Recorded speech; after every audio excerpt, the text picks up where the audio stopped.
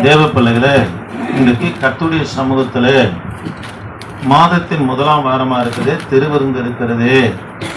வாக்குத்தத்த வசனத்துக்காக கர்த்தருடைய சமூகத்தில் இருக்கும்போது யோசுவாவின் புத்தகம் 15ஆம் அதிகாரம் 16 இருந்து 19 வரைக்கும் நீங்க வாசித்து பார்க்கலன்னா கேளாத ஆசீர்வாதம் ரெட்டிப்பாய் அக்ஷயால் பெற்றுக்கொண்டதை இதை வாசிக்க முடியாது. கர்த்தர் எனக்கு உதவி செய்தார். தேவ பிள்ளைகளே, நம்முடைய ஜெபங்களுக்கு எவ்வளவு ஜெபங்களுக்கு பதில் இல்லாம போகுது. உபவாசிக்கிறோம், கர்த்தரிடத்துல கேட்கிறோம், இது நாளில நடந்தா எனக்கு நல்லா இருக்குன்னு சொல்லி கர்த்தரிடத்துல வேண்டுகிறோம். ஆனா அந்த ஜெபத்துக்கு பதில் இல்லாம கூட ஒரு நேரத்துல போயிடுது. தேவ பிள்ளைகளே, கேளாத ஆசீர்வாதம் ரெட்டிப்பானதை இந்த அக்ஷயா நம்மன பெற்றுக்கொண்டாங்க. அல்லேலூயா. நீங்க 1 நாளாகமம் 4ஆம் அதிகாரம் 10ஆம் வசனத்தை நீங்க வாசித்து பார்த்தீங்கன்னா, கடைசியில நீங்க வாசித்து பார்த்தோன்னா 1 நாளாகமும் 4ஆம் அதிகாரம் 10ஆம் வசனம் கடைசி பகுதியில் வாசித்து பார்ப்பீங்கன்னா, அவன் வேண்டிக் கொண்டதை பெற்றுக்கொண்டான் என்று இருக்கும்.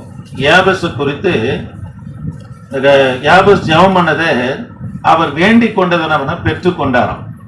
என்னை ஆசீர்வதித்து என் எல்லைகளை பெரிதாக்கி உமது கரம் என்னோடு இருந்து தீங்கு என துக்கப்படுத்தாதபடி கர்த்தரை நோக்கி வேண்டிக் கொண்டார் யாபேஸ். அவர் வேண்டிக் கொண்டதை கர்த்தர் அவனை கொடுத்தார். ஆனா அக்ஷயா யாபேஸையே மிஞ்சின ஒரு காரியத்தை செய்யறாங்க. கேளாத ஆசீர்வாதத்தை ரெட்டிப்பாய் பெற்றுக்கொள்ள முடியாது என் தேவனாகி கர்த்தர் உதவி செய்தார். ஆமென். நான் ஒரு சில காரியங்களை சொல்லிக்கின்னு வர, ரெட்டிப்பான ஆசீர்வாதங்களை பெற்றவங்களை குறித்து சொல்லிட்டு பிற்பாடு இந்த அக்ஷயால் யாரு என்பதை குறித்து நம்ம தியானித்து 3 விதமான ரெட்டிப்பான ஆசீர்வாதத்தை குறித்து நம்ம தியானிக்க போகிறோம். ஆமென். அல்லேலூயா. இந்த அக்ஷயால குறித்து 3 இடத்துல மாத்திரம்தான் இருக்கும். யோசுவாவின் புத்தகம் 15ஆம் அதிகாரம் 16 இருந்து 19, நியாயாதிபதிகளின் புத்தகம் 1ஆம் அதிகாரம் 10 இருந்து 15, நியாயாதிபதிகளின் புத்தகம் 1ஆம் அதிகாரம் 10 இருந்து 15, 1 நாளாகமம் 2ஆம் அதிகாரம் 49ஆம் வசனத்துல மாத்திரம்தான், இந்த 3 இடங்கள்ல மாத்திரம்தான் அக்ஷயால குறித்து சொல்லப்பட்டு இருக்கிறது. அல்லேலூயா. நான் சொல்றது புரியுதுங்களா? அவங்க கேட்கல, ஆனா ரெட்டிப்பான ஆசீர்வாதத்தை பெற்றுக் கொண்டாங்க. யாபேஸ் வேண்டினதை கர்த்தர் கொடுத்தார். ஆனா யாபேஸை காட்ட அவர் வேண்டினதை தான் கொடுத்தாரு. ஆனா இவங்க கேட்கல, கேளாமலே ரெட்டிப்பான ஆசீர்வாதத்தை அக்ஷயால் பெற்றுக்கொள்ள ஆண்டவர் நம்ம உதவி செய்தார். யாபேஸே மிஞ்சுகிற ஒரு ஆசீர்வாதம் இந்த அக்ஷயாலுக்கு கொடுக்க முடியாது தேவனாகி கர்த்தர் செய்தார். ஆமென். தேவ பிள்ளைகளே, யோசுவாவின் புத்தகம் 15ஆம் அதிகாரம் 19ஆம் வசனத்தை கொஞ்சம் வாசிக்கலாமா? அப்போது அவள் எனக்கு ஒரு ஆசீர்வாதம் தர வேண்டும். நான் அக்ஷயால குறித்து பிற்பாடு சொன்னேன். ரெட்டிப்பான ஆசீர்வாதங்களை குறித்து பெற்றவங்களை குறித்து ஒரு சில காரியங்களை சொல்லிட்டு நம்ம பார்க்கலாம். தகப்பன் காலேப்பை நோக்கி அக்ஷயால் கேட்கிறாங்க, நீர் எனக்கு ஒரு ஆசீர்வாதம் தர வேண்டும். எனக்கு வறட்சியான நிலத்தை தந்தீர். பிரயோஜனப்படாத நிலம், வறட்சியான நிலத்தை எனக்கு தந்தீர். நீர் பாய்ச்சலான நிலத்தையும் எனக்கு தர வேண்டும் என்றால், நீர் பாய்ச்சலான இடத்தை எனக்கு தர வேண்டும் என்றால், அப்போது அவளுக்கு மேற்புறத்திலும் கீழ்ப்புறத்திலும் நீர் பாய்ச்சலான நிலங்களை கொடுத்தான். அல்லேலூயா. கவனிக்கலாம், கேட்கல. ஆசீர்வாதம் என்ன சொன்னாங்கன்னா, அப்பா எனக்கு ஒரு நீர் பாய்ச்சலான இடம் வேணும், பிரயோஜனப்படாத வறட்சியான நிலம் எனக்கு எதற்கு, ஆகவே எனக்கு நீர்ப்பாய்ச்சலான இடத்தை எனக்கு தர வேண்டும் என்று சொன்ன உடனே அதற்கு அவருடைய தகப்பனார் காலேப்பு மேற்புறத்திலும் கீழ்ப்புறத்திலும் நீர்ப்பாய்ச்சலான நிலங்களை கொடுத்தான்னு இருக்குது. தேவ பிள்ளைகளே, கழனி விவசாயம் பண்றவங்க நிலங்களை எப்படி அமைச்சு அதாவது விவசாயம் பண்ணுவாங்கன்னா, மோட்டர் செட்டு தண்ணி கிணறு மோட்டர் செட்டு இருக்கிற இடத்துல பார்த்தீங்கன்னா மேல இருக்கும் கழனி, கொஞ்சம் தூரம் போனா கீழ்கழனிடுவாங்க, இன்னும் கொஞ்சம் போனா கீழ்கழனிடுவாங்க, கடைசியா பார்த்தீங்கன்னா கீழே காணப்படும். இந்த 2 இடத்துல மாத்திரம் எப்பவுமே செழிப்பா இருக்கும். மேற்புறத்திலேயும் தண்ணி இருக்கும், மற்ற தண்ணி கடைசியா எங்க நிற்கும், கீழ்ப்புறத்திலேயும் நிற்கும். இந்த 2 இடமும் எப்பவுமே செழிப்பாய் காணப்படும். இவங்க கேட்டது நீர்ப்பாய்ச்சலான இடம் தான். ஆனா தேவ பிள்ளைகளை, கேளாத ஆசீர்வாதமா இருக்கிற மேற்புறத்திலும் கீழ்ப்புறம், மேற்புறம் கூட கீழ்ப்புறம் கூட கேட்டாங்க, நீர்ப்பாய்ச்சலான இடம் கேட்டாங்க. கர்த்தர் நம்ம கொடுத்தார். ஆமென். ஆமென். இன்னொருத்தர் குறித்து சொல்றேன், ராகேல். இவங்களும் ரெட்டிப்பான ஆசீர்வாதத்தை பெற்றாங்க. நீங்க ஆதியாகமம் 30ஆம் அதிகாரம் 22ல இருந்து 23 வரைக்கும் வாசித்து பார்ப்போம்னா, ராகேலுடைய சகோதரி லேயா எல்லா புருஷனாலும் சரி குடும்பத்தாலும் சரி அசட்ட பண்ணப்பட்டவளாக இருந்தாங்க. அவங்களுக்கு பிள்ளைகள் ஏராளமான பிள்ளைகள் பிறக்குது. இதனால ராகேல தேவ பிள்ளைகளை கர்த்தரும் கர்ப்பத்தை அடைத்து வைத்திருந்தாரு. அவங்க நிந்த அவமானத்தை சுமத்தவர்களாக காணப்பட்டாங்க. அந்த லேயலுடைய மூத்த மகனா இருக்கிற ரூபன் இடத்துல போயிட்டு தூதாயின் கனிக்காக நம்மனா இரவலா நிற்கிறாங்க. அந்த தூதாயின் கனி எதற்காகன்னு சொன்னா, அந்த கனி தூதாயின் கனியை கொண்டு வந்து கணவன் மனைவியுடைய படுக்கறையில வைத்தா அந்த கனி தானா பழுத்து வெடிச்சதுன்னா அதுல இருந்து வருகிற நறுமணம் வாசனை ஆகுது. பெண்கள் நுகரும் போது கர்ப்பப்பையில இருக்கிற பிரச்சனை நீங்கி அவங்க கர்ப்பம் தரிப்பதற்கு ஏதுவான பலனை எது உண்டாக்கிறன்னா அந்த தூதாயின் கனி உண்டாக்குது. அதாவது நீங்க வாசித்து பார்ப்பனா அந்த பகுதியில சொல்லப்பட்டிருக்கும், கோதுமை அறுவடை நாட்கள்ல கையில யாரு எடுத்துன்னு வராரு? ரூபன், லேயருடைய மூத்த மகன் எடுத்துன்னு வராரு. அந்த கனி இருந்தா நமக்கு பிள்ளை உண்டாகுமே என்று சொல்லிதான் போயிட்டு இரவலுக்கு யாரு கேட்கறது? ராகேல் கேட்டாங்க. அது மாத்திரமல்ல, எல்லாராலும் பிள்ளை இல்லை என்று நிந்திக்கப்பட்டவளாக காணப்பட்டார். சரி, இந்த லேயாள் ஏன் அதாவது எல்லாராலும் புறக்கணிக்கப்பட்டவளா இருந்தால் என்று சொன்னா, ஆதியாகமம் 29:17 நீங்க வாசித்து பார்ப்பேன்னா அவங்களுக்கு கூச்ச பார்வையா இருந்தது என்று சொல்லப்படுது. கொஞ்சம் வாசித்தா. லேயாளுடைய கண்கள் கூச்ச பார்வையா இருந்தது. அந்த கூச்ச பார்வைன்னா ஏதோ கூச்ச பண்ணு பார்க்காம நிக்கிறாங்க, அந்த கூச்ச பார்வை இல்ல, கொன்ற கண்ணு ஒரு மாதிரி சைடா பார்ப்பாங்க பாருங்க. அந்த கண்ணு யாருக்கு இருந்ததுன்னா இந்த லேயாளுக்கு இருந்ததுனால பாருங்க, உலகமும் சரி குடும்பமும் சரி அங்கீகரிக்கிற கர்த்தர் அங்கீகரித்தவராக காணப்பட்டார். சரி இருக்கட்டும். நிந்த அவமானத்தை சுமந்த இந்த ராகேலை 30ஆம் அதிகாரம் 22ஆம் வசனம் கர்த்தர் நினைத்தருளினார். பாருங்க, கர்த்தர் நினைத்தருளின உடனே 24ஆம் வசனத்துல இந்த ராகேலுக்கு ஒரு குழந்தை பிறகுது. இப்ப வாசிங்கம்மா. தேவன் ராகேலை நினைத்தருளினார். 24 வசனம் 24. இன்னும் ஒரு குமாரனை கர்த்தர் எனக்கு தருவார் என்று சொல்லி கர்த்தர் நிந்த அவமானத்தை சுமந்த இந்த ராகேலை ஆண்டவர் நோக்கி வேண்டாங்க. அததான் யாக்கோபு சொல்றாரு, கர்த்தர் அல்லவா உன் கர்ப்பத்தை அடைத்து வைத்திருக்கிறாரு சொன்னார். நீங்க 30ஆம் அதிகாரத்தை வாசித்து பாத்தீங்கன்னா தூதாயின் கனி இருக்கும். மருந்து மாத்திரை எடுத்து கூட பிரயோஜனப்படல. கர்த்தர் தான் கர்ப்பத்தின் கனியை தருகிறவர். ஆண்டவரை நோக்கி வேண்டுதல் செய்த உடனே எனக்கு அன்பான தேவனுடைய பிள்ளைகளை, ராகேலை கர்த்தர் அவனை நினைத்தருளினார் என்று சொல்லப்பட்டு இருக்கிறது. 24 வாசிக்கலாமா? இன்னும் ஒரு குமாரனை கர்த்தர் எனக்கு தருவார் என்றும் சொல்லி ஒரு பிள்ளைதான் கர்த்தர் கொடுத்தார். எப்பவுமே பெண்கள் கூடிய எண்ணமே என்னன்னா, உள்ள ஒண்ணு இருக்கும், வெளியே ஒண்ணு பேசின்னு இருப்பாங்க. இப்போ இவங்களுக்கு உள்ள என்ன அந்த ராகேலுக்கு எனக்கு இன்னொரு பிள்ளை கொடுத்தா நலமா இருக்குமே என்று சொல்லிதான் முதல் பிள்ளைக்கு எனக்கு இன்னும் ஒரு மகனை கர்த்தர் தருவார் என்று சொல்லி அந்த பிள்ளைக்கு யோசேப்பு என்று நம்ம பெயரிட்டால் என்று சொல்லி பார்த்தோம். யோசேப்பு என்று சொன்னா பெருக பண்ணுகிற தேவன் என்று அர்த்தம். அல்லேலூயா, அல்லேலூயா. யார் யாரு ரெட்டிப்பான ஆசீர்வாதத்தை பெற்றது? அக்ஷயால் பெற்றாங்க. கர்த்தரை நோக்கி வேண்டுதல் செய்த ராகேலும் என்ன பண்ணாங்கன்னா ரெட்டிப்பான பிள்ளைய பெறும்படியா ஒரு பிள்ளை தான் பெறாங்க. கர்த்தர் இன்னும் எனக்கு ஒரு பிள்ளையை தருவார் என்று சொல்லி என்ன பெயர் வைக்கிறாங்க? யோசேப்பு என்று வைக்கிறாங்க. யோசேப்பு என்று சொன்னா பெருக செய்கிறவன் அர்த்தம். எனக்கு ஒன்னோடு இல்ல, கர்த்தர் ரெட்டிப்பாய் தருவார் என்று விசுவாசித்தாங்க, கர்த்தர் கொடுத்தாங்க. ஆமென், அல்லேலூயா. இன்னொரு அம்மாவே சொன்னோம் புதிய ஏற்பாட்டுல மத்தேயு சுவிசேஷ புத்தகம் 15ஆம் அதிகாரம். மத்தேயு சுவிசேஷ புத்தகம் 15ஆம் அதிகாரம் 22ல இருந்து 28 வரைக்கும் நீங்க வாசித்து பார்ப்போம்னா, கானானிய பெண் தன்னுடைய மகள் பிசாசுனால கொடிய வேதனைப்படுகிறவர்களாக இருந்தாங்க. நீங்க 22ஆம் வசனம் 25ஆம் வசனத்தை வாசித்து பார்த்தோம்னா, இந்த கானானிய பெண் ஏசப்பாடத்துல என்ன கேக்குறாங்கன்னா, தாவீதின் குமாரனே எனக்கு இரங்கும் என்று கேட்கிறாங்க. 25ஆம் வசனத்துல தேவனே எனக்கு உதவி செய்யும் என்று கேட்கிறாங்க. இந்த கானானிய ஸ்திரீ அம்மா தான் பிள்ளை பிசாசுனால அலறைச்சு கொடிய வேதனைப்பட்டு இருக்கிறாங்க. இவங்க ஆண்டவரிடத்துல வந்து கேக்குறாங்க, இரக்கத்தையும் உதவியும் தான் நாங்க. ஆனா ஆண்டவர் சொல்றாரு, அவங்க எதிர்பார்க்காத்து ஆண்டவர் சொல்றாரு, அவங்கள பார்த்து பாராட்டுகிறார். 28ஆம் வசனத்துல மத்தேயு சுவிசேஷ புத்தகம் 15:28 ஸ்திரியே உன் விசுவாசம் பெரியது என்று சொல்லுகிறார்.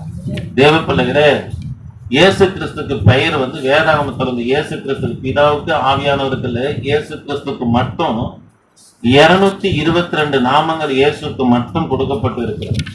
அதுல ஒரு நாமம் என்னன்னா விசுவாசம். விசுவாசத்தை துவங்கினவரும் முடிக்கிறவரும் யாரு? கிறிஸ்து தான். அப்போ ஆண்டவர் அவங்களை பாராட்டுகிறார், உன் விசுவாசம் பெரியது என்று சொல்லுகிறார். மத்தேயு சுவிசேஷ புத்தகத்துல 2 பேருடைய விசுவாசத்தை கர்த்தர் பாராட்டுகிறார். ஒன்று கானானிய பெண், இந்த பெண்ணுடைய விசுவாசத்தையும் பாராட்டுகிறாரு. 100க்கு அதிபதியா இருக்கிற பலிரையும் இஸ்ரவேலில இப்பேற்பட்ட விசுவாசத்தை நாம் பார்க்கல என்று சொல்லினவனா பாராட்டுகிறார். ஆமென், அல்லேலூயா. தேவ பிள்ளைகளே, இந்த வாக்கு தத்தத்தின் பிரகாரமாக பாருங்க, கேட்கல தன் தகப்பனிடத்துல போயிட்டு எனக்கு நீர்ப்பாய்ச்சலான இடத்தை தாங்கப்பானாங்க, கர்த்தர் ரெட்டிப்பாய் கொடுக்கும். 2வது தேவ பிள்ளைகளே, நிந்தையும் அவமானத்தையும் சுமந்த இந்த ராகர் புருஷனை நம்பியும் பிரயோஜனம் இல்ல, மருந்து மாத்திரையும் கை கொடுக்கல, கர்த்தரை நோக்கி பார்த்த உடனே ராகருக்கு ரெட்டிப்பான ஆசீர்வாதத்தை கர்த்தர் கொடுத்தார். இந்த கானானிய பெண் ஆண்டுடைய இரக்கமும் உதவியும் கிடைச்சா என் பெண்ணு விடுதலை ஆகிடும் சொல்லி நினைக்கிறாங்க. ஆனா தேவனுடைய நாமம் தரிக்கப்பட்டவளா, உன் விசுவாசம் பெரிது என்று கர்த்தனவனா பாராட்டுக்குரியவளாக இங்கிருந்து கடந்து போகிறத பார்க்கிறோம். ஆமென். சரி, கவனிக்கலாம். உங்களுக்கு அக்ஷயால குறித்து வேதாந்தத்துல எத்தனை இடத்துல சொல்லப்பட்டதுன்னு சொல்லியிருக்கிறேன்? 3 இடங்கள்ல அக்ஷயால குறித்து சொல்லப்பட்டு இருக்கிறது. யோசுவாவின் புத்தகம் 15ஆம் அதிகாரம் 16 இருந்து 19, நியாயாதிபதிகளின் புத்தகம் 1ஆம் அதிகாரம் 10 இருந்து 15, 1 நாளாகமும் 2ஆம் அதிகாரம் 49ஆம் வசனத்திலும் இந்த 3 இடத்துல மாத்திரம்தான் இந்த அக்ஷயால குறித்து சொல்லப்பட்டு இருக்கிறது. தேவ பிள்ளைகளே, இவங்க யாருடைய மகள் சொன்னா, இவங்க தகப்பனார் பேர் வந்து காலேப். சொல்லுங்க, காலேப். காலேப் வந்து 12 கோத்திர பிரபுக்களிலே இவரும் ஒரு பிரபு தலைவராக காணப்பட்டார். யாரு? காலேப். காலேப் வேவு பார்க்க போனாங்க இல்லையா? யோசுவாவும் காலேப்பை வேவு பார்க்க போறாங்க. என்னாகமம் 13ஆம் அதிகாரத்துல அதுல நல்ல செய்தியை சொன்னவங்க யாருன்னா இந்த காலேப்பும் யோசுவாவும் மாத்திரம் தான் நல்ல செய்தி கொடுக்குறாங்க. இவருக்கு 3 ஆண் பிள்ளைகளும் ஒரு பெண்ணா இருந்தாங்க. இது எங்க பார்க்கலாம்னா, கொஞ்சம் வாசிக்கலாமா?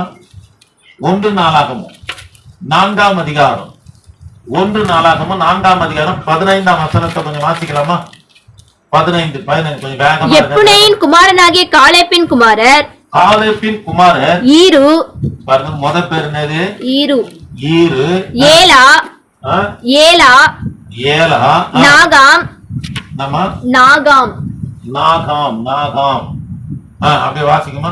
ஏலாவின் குமாரரில் ஒருவன் கேனாஸ். சரி, கவனிக்கலாம். 3 பிள்ளைங்க, ஆண் பிள்ளைங்க, ஈரு, ஏலா, நாகம். மகள் யார் தெரியுமா? அக்ஷயா. ஒரே ஒரு மகள் தான் இவங்களுக்கு. அக்ஷயா என்றவங்க 4 பிள்ளைங்க. ஒருத்தர் யாரு? ஒரு பெண் யாரு? அக்ஷயால் என்று சொல்லி பார்க்கிறோம். தேவ பிள்ளைகளே, வாசிங்கம்மா, வாசிங்க. இப்போ யோசுவாவின் புத்தகம் 15ஆம் அதிகாரம். கீரியாத் செப்பேரை சங்காரம் பண்ணி பிடிக்கிறவனுக்கு பாருங்க, கவனிங்க, கர்த்தருடைய வார்த்தை கவனிங்க. கீரியாத் செப்பேரை. செப்பேர் நான் எழுதி போட்டேன். கீரியாத் செப்பேர். கீரியாத் செப்பேர் அப்படின்னா இந்த இடத்துடைய பழைய பெயர். கீரியாத் செப்பேர் நானது இந்த இடத்துடைய பழைய பெயரு. இதனுடைய கிரீக்ல வந்து அர்த்தம் என்னன்னா புத்தக நகரம் செய்தி. புத்தகங்களின் நகரம். புத்தகங்களின் நகரம். புதிய பேர் பாத்தீங்கன்னா பேரு தெபீர் என்று சொன்னா ஆராய்ச்சி நிலையன்னு அர்த்தம். மூலமொழியில ஆராய்ச்சி நிலையம். கவனிக்கலாம். வாசிங்கம்மா. கீரியாத் செப்பேரை சங்காரம் பண்ணி பிடிக்கிறவனுக்கு என் குமாரத்தி ஆகிய அக்சாலை விவாகம் பண்ணி கொடுப்பேன் என்று காலேப் சொன்னான். சரி, கவனிக்கலாம். இந்த தெபீர், கீரியாத் செப்பேர் இந்த இடத்தை யாரு பிடிக்கிறாங்களோ அவங்க என் ஒரே மகளா இருக்கிற அக்ஷயால விவாகம் பண்ணி தருவன் என்று யாரு சொல்றாருன்னா காலேப் நம்ம சொல்றாரு. இந்த இடம் லேசான இடம் இல்லைங்க. இந்த இடம் பாத்தீங்கன்னா ராட்சிதர்கள் நிறைந்த இடம். ராட்சிதர்னா யார் தெரியுமா? கோலியாத் யாரு? ஒரு ராட்சிதர். இப்போ காலேப்பும் கூட 3 ராட்சிதர் அடிச்சாரு. இந்த இடத்துல போயிட்டு அவர் யுத்தம் பண்ணி இந்த கேரித் செப்பரை பிடிக்கிறது அவருக்கு வந்து பெரிய காரியம் இல்லை, பிடிப்பாரு. ஆனா தான் மகனுக்கு ஒரு நல்ல ஒரு வீரனை திறமசாலி திருமணம் செய்யணும்னு சொல்லிதான் அவர் சொல்றாரு. கேரியத் செப்பேர் இந்த இடத்த யாரு பிடிக்கிறானோ யுத்தம் பண்ணி அங்க இருக்கிற ராட்சிதரை அடிச்சு இந்த இடத்தை யாரு கைப்பற்றுகிறானோ, எதுக்காகன்னா அங்க அதிகமான புத்தகங்களும் ஆராய்ச்சி நிலையங்களும் இருந்ததுனால கர்த்தருடைய பிள்ளைகளுக்கு அது ஆசீர்வாதமான இடமா இருக்கும் என்று சொல்லி காலேப் நம்ம சொல்றாரு. சொன்ன உடனே யாரு புறப்பட்டு போறாரு? அப்பொழுது காலேப்பின் சகோதரனாகிய கேனாசின் மகன் ஒத்னியேல் அதை பிடித்தான். இவருடைய தம்பியுடைய மகன் தான். பேரு வந்து அவங்க தம்பி மகன் பேர் கேனாசின் மகன் ஒத்னியேல். பாருங்க,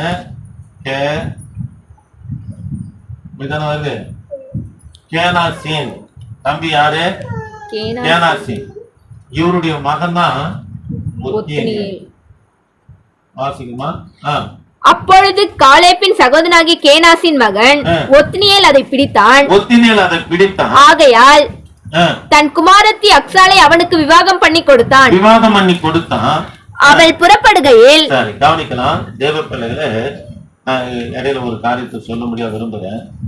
கவனிங்க, நல்லா கவனிங்க. இந்த காலேப்பு பார்த்தாரு, இந்த ராட்சிதர் இருக்கிற இடத்தை யாரு கைப்பற்றானோ அவளுக்கு என் மகளை நான் என்ன பண்ணுவேன்? விவாகம் பண்ணி தருவேன். காலேப்பும் வந்து அருமையான ஒரு யுத்த மனுஷன். நீங்க அதுக்கு மேல வாசித்து பாருங்க. 3 ராட்சிதரை காலேப்பு நம்ம அடிச்சாதான் இருக்கும். அப்பேற்பட்ட மனுஷன் என் மகளை யாருக்கு கொடுப்பேன்? கீரியத் செப்பேரை யாரு கைப்பற்றுகிறானோ அவனுக்கு என் மகளை கொடுப்பேன்னு சொன்னோன்னே கேனாசின் மகனா இருக்கிற ஒத்னியேல் என்பவர் போறாரு. அந்த ராட்சிதர்களை அடித்து கீரியத் செப்பேரை நம்ம கைப்பற்றுகிறார்.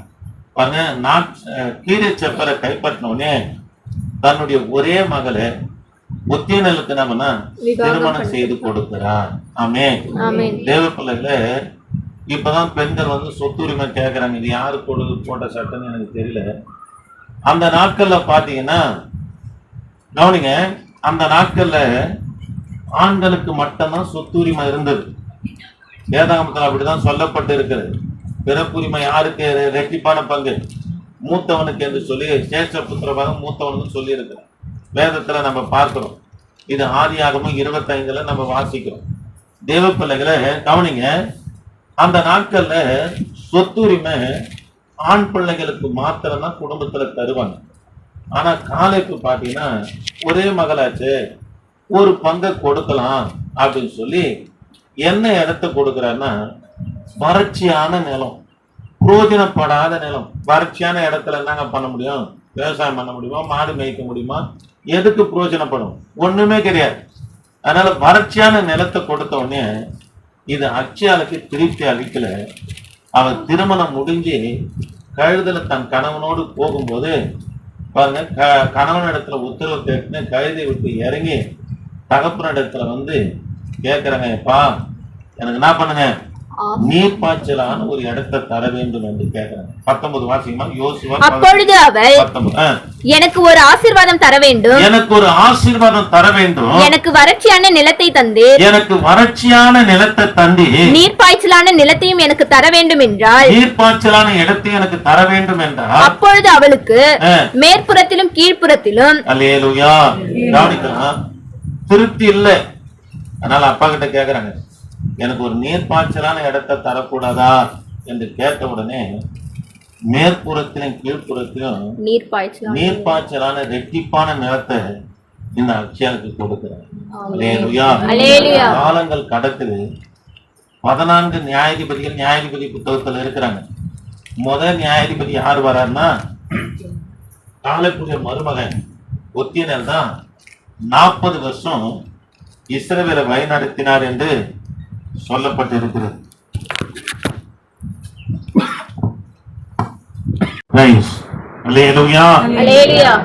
கவனிக்கலாம், கர்த்தருடைய வார்த்தையை கவனிக்கலாம். எல்லாம் பிரயோஜனப்படாத இடம். ஆனா தகப்பம் பார்த்தாரு, மேற்புறத்திலும் கீழ்ப்புறத்திலும் கொடுக்கின்ற கர்த்தர் செய்தார்.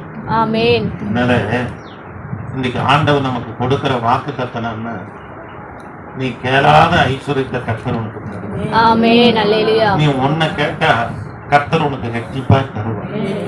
கவனிங்க, விசுவாசமா இருங்க. நம்முடைய ஆண்டவராகிய இயேசு கிறிஸ்துக்கு 222 நாமங்கள்ல ஒரு நாமங்கள்னா விசுவாசம். அதனால்தான் அவர் விசுவாசம் இல்லாத இடங்கள் மத்தியில் அவருடைய வல்லமை கட்டுப்படுது, அற்புதம் அடையாளம் செய்ய முடியல. சொந்த ஊர் நாசரத்துல வளர்ந்த ஊருக்கு போன உடனே ஆண்டரை பார்த்து எப்படி பார்த்தாங்கன்னா, தச்சனுடைய குமாரனாக பார்த்தேன். ஆனா இவர் தச்சனுடைய குமாரனா இல்ல, அதாவது தேவகுமாரன். இவர் மனுஷகுமாரனா பிறப்பதற்காக ஒரு சரீரத்தை மரியாதை தெரிந்து கொண்டாரே தவிர யோசப்பு வாயிலாக அவர் பிறக்கல. யோசப்பு வளர்ப்பு தந்ததான தவிர அவர் வாயிலாக பிறக்கல கிறிஸ்து. ஆனா அவரை விசுவாசியாம ஆண்டவரை கொச்சப்படுத்தி பேசினாங்க. அவங்க விசுவாசியாத பட்சத்துல அங்க தேவனுடைய வல்லமே என்ன பண்ணணும்னா ஒரு கட்டுப்பாட்டுக்குள்ள வருது. அங்க அற்புதம் அடையாளம் செய்ய முடியல. தேவ பிள்ளைகளே, நீங்க விசுவாசமா இருக்கு. கர்த்தர் வறட்சியை பார்க்கலாம், தீமையை பார்க்கலாம், எதிர்ப்பை பார்த்திருக்கலாம், ஏமாற்றத்தை பார்த்திருக்கலாம், நிந்தையை சுமந்திருக்கலாம். ஆண்டவர் எல்லாவற்றையும் மாற்றுவார் என்கின்ற ஒரு விசுவாசம் நம்பிக்கை உனக்குள்ள காணப்படும்னா நிச்சயமா கர்த்தர் ரெட்டிப்பான காரியத்தை உனக்கு செய்வார். அல்லேலூயா. ஆமாங்க, கர்த்தர் உனக்கு ரெட்டிப்பான காரியத்தை செய்வார். அதனால அதையே நினைச்சுன்னு இருக்காது.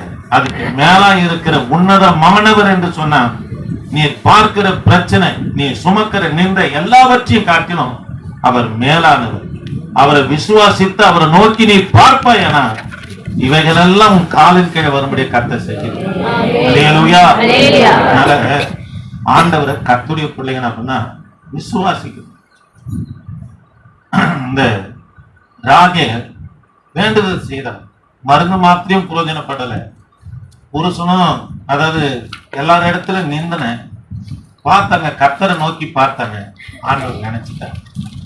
நினைச்ச உடனே உள்ளத்துல இன்னொன்னு ஆசை, இன்னொரு பிள்ளை இருந்தா நல்லா இருக்குமே சொல்லிதான் முதல் பிள்ளைக்கு என்ன பேர் வைக்கிறாங்க? யோசேப்புன்னு சொன்னா பெருக பண்ணுகிற தேவன் என்றார். அந்த கானானிய பெண் ஒரு ஆசீர்வாதம் தான், ஆண்டுடைய இரக்கத்துக்கும் உதவிக்காக தான் வந்தாங்க.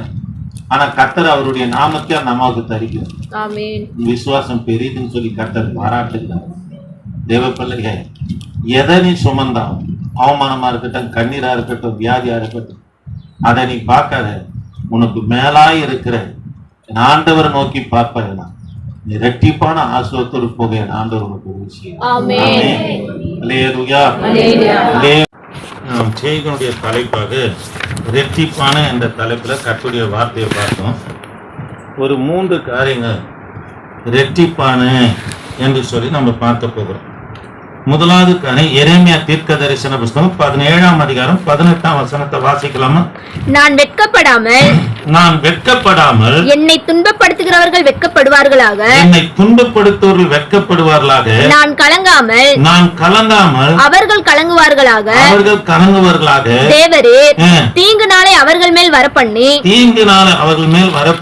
ரெட்டிப்பான நொறுக்குதலால் அவர்களை நொறுக்கும். கவனிக்கலாம், எரேமியா தீர்க்கதரிசியுடைய ஜெபம், நான் வெட்கப்படாமல் என்னை துன்பப்படுத்துவர்கள் வெட்கப்படுவார்களாக, நான் கலங்காமல் அவர்கள் கலங்குவார்களாக. தேவரே தீங்கினால் அவர்கள் மேல் என்ன பண்ணும்? வரப்பண்ணி ரெட்டிப்பான நொறுக்குதலால் அவர்களை நொறுக்கி விடும் என்று சொல்லுகிறார். தேவ பிள்ளைகளே, முதலாவது காரியம் ரெட்டிப்பான நொறுக்குதலால அவர்களை கர்த்தர் நம்ம நொறுக்குவார். தீங்குனால கர்த்தர் அவர் மேல வர பண்ணுவார். யாருக்கு இந்த ஆசீர்வாதத்தை கர்த்தர் தரார்னா, நினைக்கலாம்.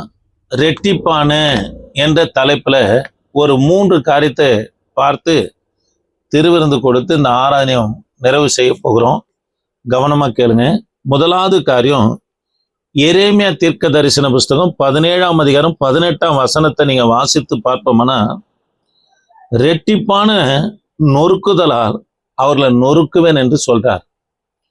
எரேமியா தீர்க்கதரிசி ஜெபம் பண்றார், தேவ பிள்ளைகளே, உங்களுக்கு விரோதமாய், ஊழியத்துக்கு விரோதமாய், பிள்ளைகளுக்கு விரோதமாய், இல்ல நம்முடைய கையின் கிரைகளுக்கு ஆசுவத்துக்கு விரோதமாய் யாரு எழும்புகிறார்களோ, நம்ம ரெட்டிப்பான நன்மை தான் கேள்விப்பட்டு இருக்கிறோம்.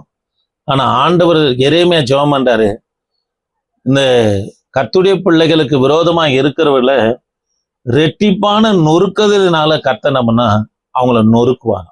அல்லேலூயா. அது மாத்திரமல்ல, தேவரே தீமைனால அவர்கள் மேல என்ன பண்ணும், வர பண்ணும் என்று ஜெபம் பண்றார். அப்ப இந்த ஆசீர்வாதத்தை கர்த்தர் யாருக்கு தரார்னா, அதே எரேமியா தீர்க்க தரிசன புஸ்தகம் 17ஆம் அதிகாரம் 7 இருந்து 8 வரைக்கும் வாசித்து பார்ப்போம்னா, கர்த்தரை நம்புகிற பிள்ளைங்க நீர்க்காகலில் ஓரமா நடப்பட்ட மரத்தை போல இருப்பாங்க. அவங்க உஷ்ணம் வர்றது என்ன பண்ண மாட்டாங்கன்னா பார்க்கவே மாட்டாங்கன்றார். தேவ பிள்ளைகளே, கர்த்தரை மட்டும் நம்பணுங்க. நான் இயேசுவை ஏற்றுக்கொண்டதுல இருந்து என் வாழ்க்கையில நான் கற்றுக்கொண்ட அனுபவம் என்னன்னா, இயேசுவை மட்டும்தான் நான் இங்க நம்பணும். ஆமாங்க, ஊழியக்காரனா இருக்கட்டும் நம்பாதீங்க. கவனிங்க, வீடு வாசலா நம்பாதீங்க, ரத்த சம்பந்தப்பட்ட உறவுகளா நம்பாதீங்க, கர்த்தரை மட்டும் நம்புங்க. கவனிங்க, உங்களுக்கு விரோதமாய் எழும்புகிறவன அவன் திரும்ப எழும்பாதபடி கர்த்தர் இரட்டிப்பான ஒரு நொறுக்குதலை கொடுக்கறது மாத்திரம் இல்லாம, நீ உஷ்ணம் வர்றதை காணாதபடி கர்த்தர் அவனை செஞ்சிடுவார். அல்லேலூயா. அதனால உஷ்ணம் வர்றதை நீ காணாதபடி கர்த்தர் செய்யணும்னா யார் மேல நம்பிக்கையா இருக்கணும்? கர்த்தர் மேல மட்டும்தான் நம்பிக்கையா இருக்கணும்.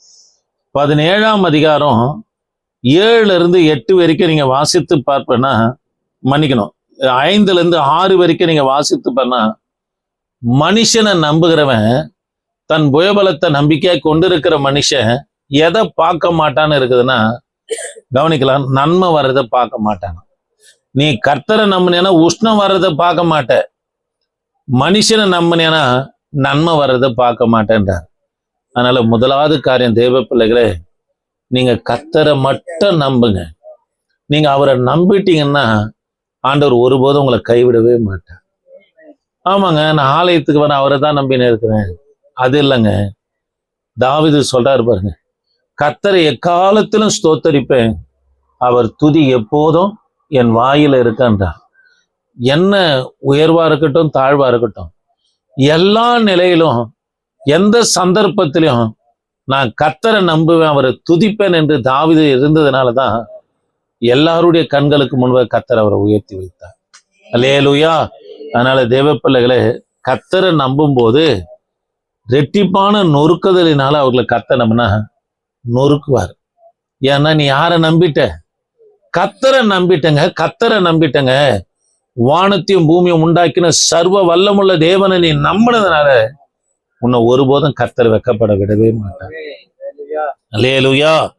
சரி, இரண்டாவது காரியம், ரெட்டிப்பான நன்மையை தருவேன் என்று சொல்றார். ஆகாய் தீர்க்க தரிசன புஸ்தகம் 9ஆம் அதிகாரம் 12ஆம் வசனம். ஆகாய் தீர்க்க தரிசன புஸ்தகம் 9ஆம் அதிகாரம் 12ஆம் வசனத்துல, நம்பிக்கையுடைய சிறைகளை அரணுக்கு திரும்புங்க, ரெட்டிப்பான நன்மையை தருவேன், இன்றைக்கே தருவேன்றார். பாபிலோன்ல 70 வருஷம் சிறையிருப்புல இருக்கிறாங்க. அவங்கள கர்த்தர் விடுதலையாக்கி அனுப்பின நோக்கம் எதற்காகன்னா, நீங்க போங்க, தேவாலயத்தை கட்டுங்க. எந்த அரசனால, பாபிலோன் ராஜாவால தேவாலயம் இடிக்கப்பட்டதோ, உங்க வீடு வாசல் தீக்கரையாக்கப்பட்டதோ, அதே பாபிலோன் ஏடை கொண்டு பணத்தை கொண்டு உங்க தேவாலயத்தை நான் கட்டுவேன் என்று சொல்லி கர்த்தர் நம்மள அனுப்புறார். வராங்க, அஸ்திபாரம் மட்டும் போட்டாங்க, ஆலயம் கட்டுகிற வேலையை விட்டுட்டு தங்கள் வேலைகளை செய்ய ஆரம்பிச்சாங்க. ஆசீர்வாதமே இல்லை. திரளாய் விதைக்கிறாங்க, கொஞ்சமா இருக்கிறாங்க. வருத்தி என்ன பண்ண கர்த்தர் ஊதி போட்டுறாரு, ஆசீர்வாதமே இல்லை. அப்பதான் 2 தீர்க்கதரிசியை கர்த்தர் எழுப்புகிறார். ஆகாயும் எழுப்புகிறாரு, சகரியாவும் எழுப்பி ஆலயத்தை கட்டும்படியா இவங்களை சொல்லும் போது அதுல சொல்லப்படுகிற ஒரு வார்த்தை தான், நம்பிக்கையுடைய சிறைகளே, சிறைன்னு சொன்னா சிறகு சொல்ல, சிறையிருப்புல இருந்து வந்தவங்களே, பாபிலோன் சிறையிருப்புல இருந்து வந்தவங்களே, நீங்க தேவாலயம் கட்டும்படி திரும்புவீர்களா நான் ரெட்டிப்பான ஆசீர்வாதத்தை தருவேன் என்று சொல்றார். ஆமென். அல்லேலூயா. தேவ பிள்ளைகளே, நம்முடைய உழைப்புல ஒரு பங்குனா நம்ம கர்த்தருடைய ஆலயத்தின் ஊழியத்துல நம்ம செலவிடணுங்க. பீகார்ல இன்னமும் அந்த சாட்சியை நான் வச்சுங்கிறேன், செல்ல இருக்குது. அகஸ்டின் ஜெபகுமார் என்கின்றவர் பீகார்ல ஊழியம் செய்கிறார். அவரு சொன்ன சாட்சி தான். குஷ்டரோகி தாய் தகப்பன், அவருக்கு ஒரு மகன் ஒரு பெண்ணை திருமணம் செய்தார். திருமணம் செஞ்சு வந்த பிற்பாடு தான் தெரியுது தன்னுடைய மாமியாருக்கும் மாமனாருக்கும் குஷ்டம் இருக்குது. சரி, புருஷன் நல்லா இருக்கிறான்னு சொல்லி இவங்க குடும்பத்தை நடத்தின்னு வராங்க. ஒரு பெண் குழந்தை பிறந்து எதிர்பாராத விதத்துல புருஷனும் செத்துட்ட பிற்பாடு பிள்ளையை காப்பாத்தணும், வேற வழி இல்லை. 2 பேரும் 3 சக்கரத்துல வட்டியில வச்சு தள்ளிக்கின்னு போயிட்டு ரோடா கடையா பிச்சை கேட்டு இவங்க என்ன பண்ணாங்கன்னா வயிற்றை கழுவிக்கின்னு வந்துன்னு இருந்தாங்க. இப்படி இருக்கும்போது நடந்த சம்பவம் என்ன, இந்த அம்மாவுக்கு ஒரு வாஞ்சை, நம்ம மாமனார் மாமியார் எப்படி இப்படி இருக்கிற இவங்களுக்கு பணிவிடை செய்ய முடியா, நம்ம பெண்ணை ஒரு நர்ஸனா ஆக்கணும் அப்படின்ட்டு அந்த பிச்சை எடுத்த காசுல அரை வயிறு நிரப்பிக்கின்னு கொஞ்சம் சேர்த்து வச்சு நல்லா மெயினான இடத்துல ஒரு 5 சென்ட் இடம் வாங்கினாங்க. நடந்த சம்பவம் பாருங்க. 5 சென்ட் இடம் வாங்கி வச்சுட்டாங்க, இவங்க பெட்டியில வச்சுட்டாங்க. வச்சுட்ட பிற்பாடு இவங்க இயேசுவை ஏற்றுக்கிற ஒரு வாய்ப்பு கிடைச்சி சபைக்கு போய்க்கிறாங்க.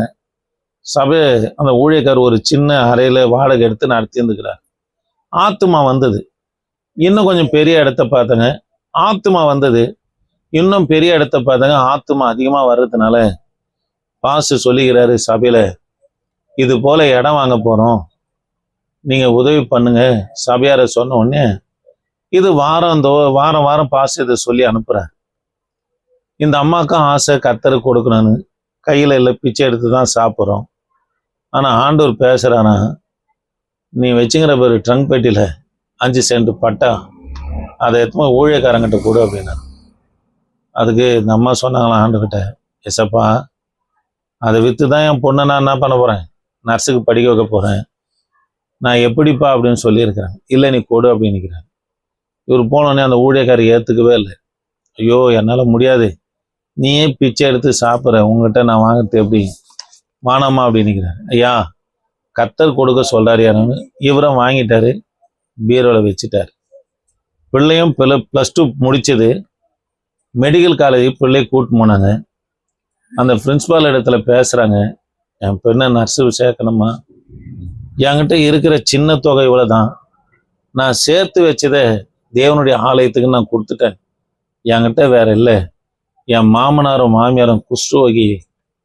அந்த பிரின்சிபால் கேட்டுக்கிறாங்க, எதுக்காக உன் பொண்ணு நர்ஸுக்கு படிக்க வைக்கிறேன், என் பொண்ணு என் மாமியாரை போல என் மாமனாரை போல இருக்கிறவங்களுக்கு பணிவிடை செய்யறதுக்காக எனக்கு இந்த வாஞ்சை, அப்படி சொல்லி தான் என் பிள்ளைய வளர்த்துருக்கிறேன்னு. அப்படியா அப்படின்னு சொல்லிட்டு இவர்னா இந்த அம்மா அவர் சொல்றாரு, அகஸ்டின் ஐயா எச்ச கையில கூட காக்கா ஓட்ட மாட்டாங்க. ஏன் எச்ச கையில காக்கா ஓட்ட மாட்டாங்க, கையில இருக்கிற சோறு காக்காவுக்கு போயிட போதும்.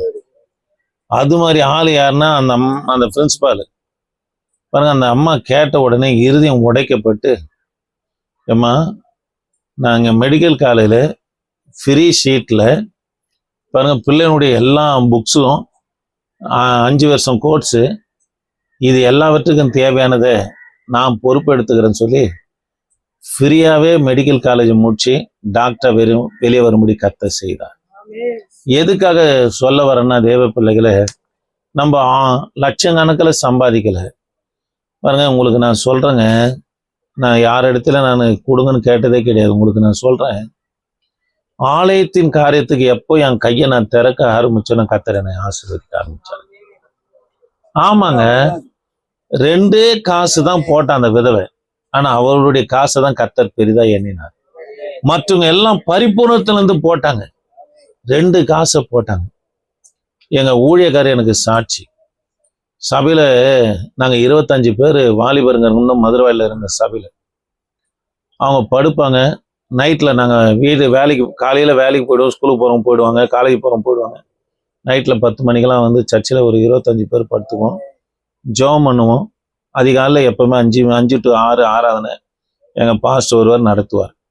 இப்படியே போய்க்கினது. ஆனா வாலிபர்லாம் ஒரு பொறுப்பு இல்லாம இருப்பாங்க. ஃபேன் போட்ட இடத்துல ஆஃப் பண்ண மாட்டாங்க, லைட் இருக்கும், அப்படியே ஏந்து போயிடுவாங்க. எங்க பாஸ்டர் என்ன தெரியுமா சொன்னாரு, எல்லாரையும் துரத்திட்டு நான் கதவை சாத்திடுவேன், இளைய ஒருத்தருக்காக தான் நான் சர்ச்சை திறந்து வைக்கிறேன். காரணம் என்னன்னா கர்த்தர் பார்த்துக்கிறாருங்க. அப்போல்லாம் வந்து நான் ஒரு பீரோ கம்பெனியில் வேலை செய்கிறேன். இயேசு ஏற்றுக்கொண்ட புதுசில் 450 ரூபா சம்பளம். அதில் ஒரு தசம்பாகம் பாஸ்டர் கொடுப்பேன். கர்த்தர் பார்த்துன்னுக்கிறாரு. எதன்னா ஒரு பொருள் வாங்கிக்கணும், கர்த்தருக்குன்னு சபைக்குன்னு வாங்கினா தாங்க எனக்கு ஒரு சமாதானமே வரும். பாத்ரூம்க்கு ஒரு ஜெக்கு வாங்கிட்டு வந்தால் தான் எனக்கு சமாதானமாக இருக்கும். அப்படின்னா ஒரு கடிகாரம் வாங்கி வச்சா தான் சமாதானமாக இருக்கும். எது இல்லையே சபைக்கு ஒருவேளை தொடப்பண்ணியே வாங்கினு வரும். அது எதனா ஒன்று செய்ய ஆரம்பிச்சுங்க, ஆண்டவர் என்னை படிப்படியாக உலக பிரகாரமாக ஆசீர்வதித்தார இல்லையோ, ஆவிக்குரிய பிரகாரமாக கர்த்தர் என்னை ஆசீர்வதிக்கிறாங்க. ஆமாங்க, வரம் பெற்ற ஊழியக்காரனா சபையை விட்டு வெளியே வர முடியாது கர்த்தர் செய்தார். அதனால ஆண்டவருக்கு நம்ம வந்து எல்லாரும் பணக்காரங்க கிடையாது. 10 ரூபாய் சம்பாதிக்கிறியா, அதில் 1 ரூபாய் கர்த்தருடைய ஆலயத்துக்குன்னு நம்ம செலவிட்டோம்னா கர்த்தர் ரெட்டிப்பான ஆசீர்வாதத்தை தருவார். இப்போ நினைக்கலாம், நேத்தை வாங்கிட்டீங்க, நேத்தை பெற்றுட்டீங்க, நாட்கள் கடக்கும் பாருங்க, நீங்க உங்களை எல்லாரும் இப்படி அன்னார்ந்து பார்க்குற மாதிரி கர்த்தர் உயர்த்தி வைப்பார். ஆமாங்க, உயர்த்தி வைப்பாருங்க. அந்த நாட்கள் ரொம்ப சமயமா இருக்கிறது. அதனால தேவ பிள்ளைகளே, முதலாவது காரியம், ரெட்டிப்பான நொறுக்கிறதுனால அவங்கள என்ன பண்ண நொறுக்குவார். யாருன்னா கர்த்தரை நம்புகிற பிள்ளைகளுக்கு விரோதமா எழும்புறான் பாரு, அவனை நிச்சயமா கர்த்தர் செய்வார். 2வது, ரெட்டிப்பான நன்மை கர்த்தர் அவனை தருவார். 3வதாக, ரெட்டிப்பான கனத்திற்குரிய பாத்திரவனாக எண்ண வேண்டும். யாரை எண்ணணும் அப்படின்னு சொல்லி நமக்கு பைபிள் வாசிக்கிறதுக்கு ஆள் இல்லை. 1 தீமோத்தேயு 5ஆம் அதிகாரம் 17ஆம் வசனம். 1 தீமோத்தேயு 5ஆம் அதிகாரம் 17ஆம் வசனத்துல ரெட்டிப்பான கனத்திற்குரிய பாத்திரவனாக எண்ண வேண்டும் என்று சொல்றாரு. யாரை எண்ணணுமா, பவுல் தீமோத்தேயுக்கு சொல்றாரு, நீ சபை நடத்துற, உன் சபையில யார ரெட்டிப்பான கனத்துக்குரிய பாத்திரவனாக நீ எண்ணணும் அப்படின்றன்னா, வேத வசனத்தை யாரு நடுங்கி நடக்கிறாங்க பாருங்க, யாரு வேத வசனத்தை கை கொள்றாங்களோ அவங்கள நீ என்ன பண்ணு, ரெட்டிப்பான கனத்துக்குரிய பாத்திரவனாக என்ன பண்ணு என்ன என்று சொல்லுகிறார். தேவ பிள்ளைகளே, நம்முடைய வீட்டு விசேஷமா இருக்கட்டும், கர்த்தருடைய வார்த்தையின்படி நடத்தணும். ஆமாங்க, கேட்கிற வார்த்தையின்படி என்ன பண்ணா நம்ம நடக்க ஆரம்பிக்கும் போது ரெட்டிப்பான கனத்துக்குரிய பாத்திரமா கர்த்தர் உங்களை ஆக்கிடுவார். அல்லேலூயா, அல்லேலூயா. எனக்கு ஒரு வேதாகம ஆசிரியர் ரொம்ப பிடிக்கும். அவர் இடத்துல நான் அவ்வளோ கற்கலை, அடிக்கடி ஒரு செய்தியை நான் கேட்பது உண்டு. அகஸ்டன் பாலன் என்ற ஒரு பரிசுத்தம் தாம்பரத்தில் இருக்கிறார். அவரு பைபிள் காலேஜ் போலங்க, ஆனா பைபிள் காலேஜ் நடத்துறாரு. பைபிள் காலேஜ் நடத்துறாரு. அவரை போல வசனத்திலிருந்து விளக்கத்தை கொடுத்துக்கினே போவார். இங்க இருக்கிற வசனத்தை அதுக்கு விளக்கம் காட்டுவார், அந்த வசனத்துக்கு இந்த வசனத்தை விளக்கம் கோடிட்டு காட்டுவார். ரொம்ப அருமையா வேதத்தை போதிக்கிறவர். அநேக பைபிள் காலேஜில் அவர் டீச்சரா இருக்கிறார். கவனிங்க, அவர் மூலியமா எத்தனையோ மாணவ ஊழியக்காரர் கர்த்தர் உருவாக்க முடியாத கிருபை செய்திருக்கிறார். அவர் சொல்றாரு, நான் வேதாகம கல்லூரிக்கு போல, ஆனா வேதாகம கல்லூரி நடத்துகிற கிருபையை, வேதாகமத்தை கற்றுக்கொள்ளுகிற கிருபையை தரேன்னு சொன்ன கர்த்தர் கொடுத்தாருன்னார். காரணம் என்ன, முன் வரிசையில் எங்க பாசு, நான் விசுவாசியா இருக்கும்போது முன் வரிசையில் உட்காந்து இருப்பேன். எங்க பாசு சத்தம் போட்டு வேதத்தை பிரசங்கிக்கும் போது அவரை கூர்ந்து காணிப்பேன். அவர் நாவல இருந்து எச்சை தெரித்து என் மேல படுமானா நான் ஒரு அபிஷேகமா அதை ஏற்றுக்கொண்டேன். பாருங்க, எந்த அளவுக்கு கர்த்தருடைய வார்த்தையை நேசித்து இருக்கிறார் பாருங்க.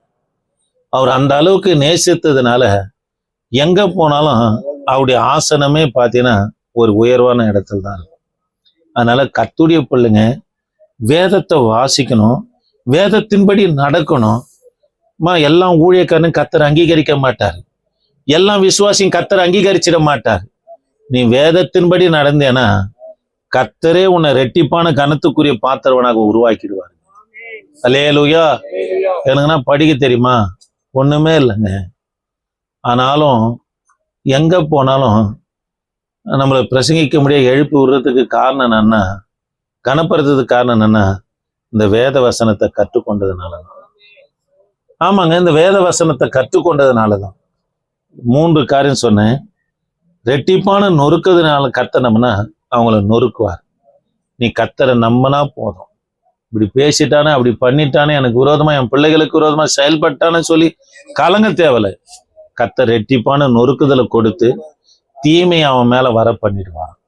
2வது, ரெட்டிப்பான நன்மையை கர்த்தர் உனக்கு தருவார். எப்பன்னா, நம்ம ஊதியத்துல ₹1 கர்த்தருடைய பணிக்குன்னு இருக்கணும்.